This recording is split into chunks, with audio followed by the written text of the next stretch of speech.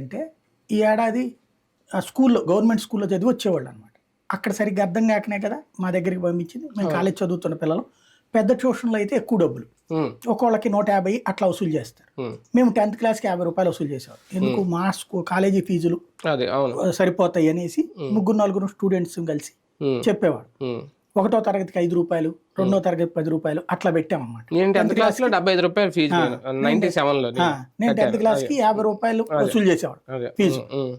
ఈ టైంలో మేము అబ్జర్వ్ చేసింది, నేను ఆ రోజుల్లో అబ్జర్వ్ చేసింది ఏంటంటే,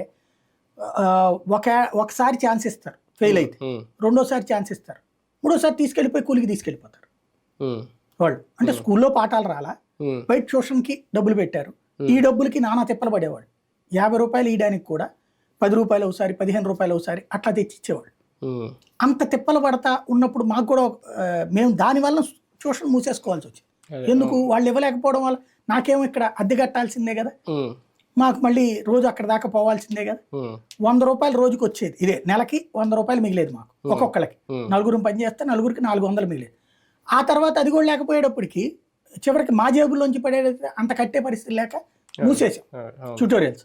అంటే అక్కడ వాళ్ళు ఆ దానికే తిప్పలు పడేవాడు. అలాంటి స్టేజ్ని చూశాను నేను. కాబట్టి ఇక్కడ అమ్మ ఒడి అన్నటువంటిది పేద పిల్లలకి సంబంధించి ఒక వరం. ఒక రకంగా తల్లులకి లంచం. మీ పిల్లల్ని పంపించండి.